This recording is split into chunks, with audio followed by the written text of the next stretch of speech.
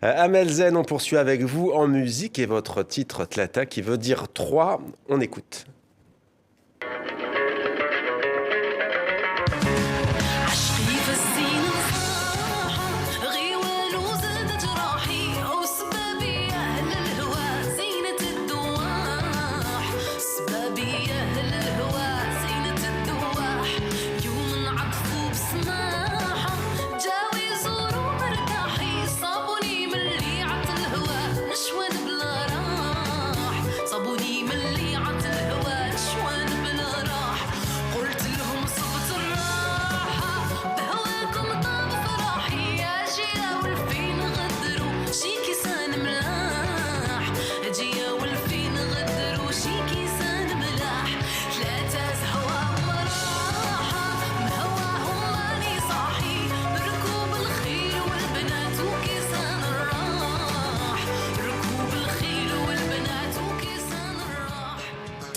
Amel Zen, que signifie ce titre, cette chanson? Pourquoi Tlata? Pourquoi 3?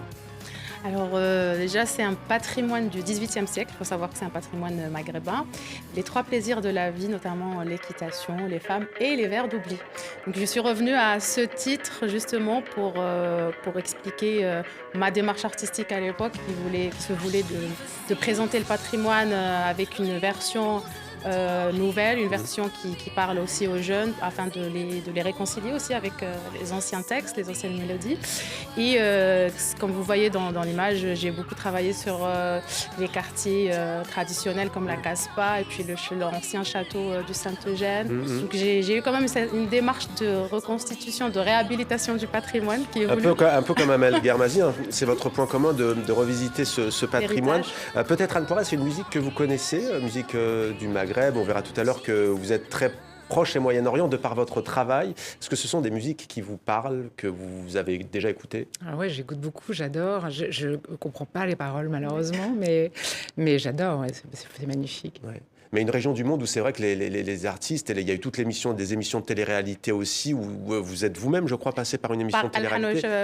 Et il y a eu les réseaux sociaux qui ont beaucoup changé la donne. Et c'est vrai que vous avez fait le pari justement de nous faire revivre tout ce patrimoine. Vous avez parlé de la Casbah, vous êtes invité par l'orchestre de la Casbah, le berceau du Chaabi. C'est ça, donc d'où le choix de reprendre ce titre aujourd'hui et de le diffuser ici chez vous comme un pont entre ce que je faisais dans mon précédent parcours. Et aujourd'hui, je reviens donc avec un arrangement typiquement traditionnel où je joue avec un orchestre 100% acoustique, avec Petit Mouah qui est le chef d'orchestre de Casbah Mon Amour.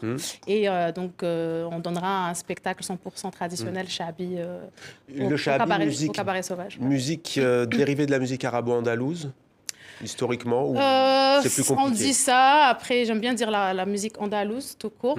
Et c'est vrai que c'est un peu plus populaire, que c'est une autre démarche, un peu plus proche des quartiers, moins classique. Pour moi, le Chaabi, c'est quand même... Ça peut être une dérivée de l'andalou, mais c'est beaucoup plus... une culture populaire. Ouais, c'est du Chaabi, et c'est pour ça que ça s'appelle comme ça. L'orchestre de la Casbah donc, invite 5 figures marquantes de ce courant musical tous les dimanches du 14 avril jusqu'au 12 mai. 5 concerts donc. Mustapha Guerwabi, Abdelkader Chaou, Kamel El-Harachi, Nourdine Alan et vous-même, Amel Zen. Ce sera le 12 mai au Cabaret Sauvage. Vous allez rendre hommage à ce mythique quartier d'Alger, à cette musique également.